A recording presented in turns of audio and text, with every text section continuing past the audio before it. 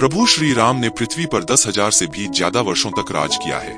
अपने इस लंबे शासनकाल में भगवान राम ने ऐसे कई महान कार्य किए हैं जिन्होंने हिंदू धर्म को गौरवमयी इतिहास प्रदान किया है।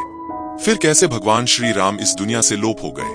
वह क्या कारण था जो उन्हें अपने परिवार को छोड़ विष्णु लोक वापस जाना पड़ा?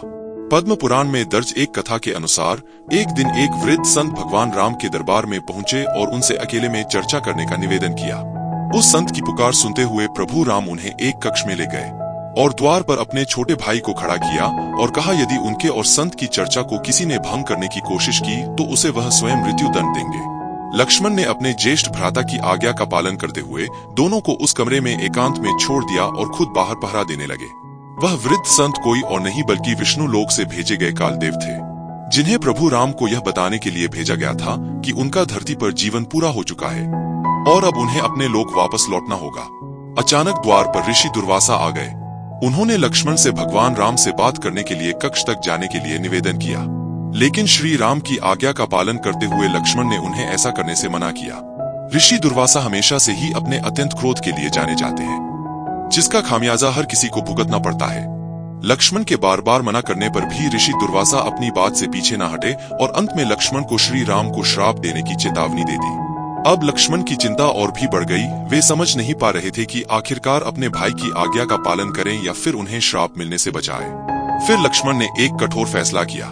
लक्ष्मण कभी नहीं चाहते थे कि उनके कारण उनके भाई को किसी प्रकार की हानि पहुंचे, इसलिए उन्होंने अपनी बलि देने का फैसला किया।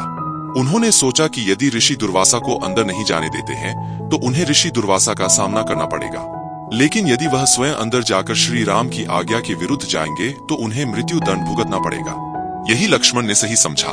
वह आगे बढ़े और कमरे के भीतर चले गए। लक्ष्मण को चर्चा में बाधा डालते देख श्री राम जी धर्म संकट में पड़ गए। अब एक तरफ वह अपने फैसले से मजबूर थे और दूसरी तरफ भाई के प्यार से असहाय थे। उस समय श्री राम ने अपने भाई को मृत्यु दंड देने के स्थान पर राज्य एवं देश से बाहर निकल जाने को कहा। उस युग में देश निकाला मृत्यु दंड के बराबर ही माना जाता था, लेकिन लक्ष्मण जो कभी अपने राम के बिना एक क्षण भी नहीं रहते थे, उन्होंने इस दुनिया को ही छोड़ देने का निर्णय ले लिया। वे सरयू नदी के पास गए। नदी के अंदर जाते ही वह अनंत शेषनाग के अवतार में बदल गए और विष्णु लोक चले गए। अपने भाई के चले जाने से श्री राम काफी उदास हो गए। प्रिय श्रोताओं, जिस तरह राम के बिना लक्ष्मण नहीं, ठीक उसी तरह लक्ष्मण के बिना राम का जीना भी प्रभु श्री राम को उचित न लगा। उन्होंने भी इस लोक से चले जाने का विचार बना लिया। तब प्रभु राम ने अपना राजपाट अपने पुत्रों के साथ अपने भाई के पुत्रों को सौंप दिया और सरयू नदी की ओर चल दिए। वहां पहुंचकर श्री राम सरयू नदी के बिल्कुल अंदर वाले हिस्से तक चले गए और अचानक गायब हो गए। फिर कुछ देर बाद नदी के भीतर से भगवान विष्णु प्रकट हुए और उन्होंने अपने भक्तों को दर्शन दिए। इस प्रकार से श्री राम ने अपना मानवीय रूप त्याग कर अपना वास्तविक स्वरूप विष्णु का रूप धारण किया और बैकुंठ धाम की ओर प्रस्थान किया। हम उम्मीद करते हैं दोस्तों, भगवान राम की मुक्ति पर बनी यह वीडियो आपको अच्छी लगी होगी। ऐसी और धार्मिक वीडियोज के लिए आज ही सब्सक्राइब करें स्पिरिचुअल ज्ञान भक्ति चैनल। वीडियो अच्छी लगी हो तो अपने संबंधियों और दोस्तों के साथ शेयर जरूर करें।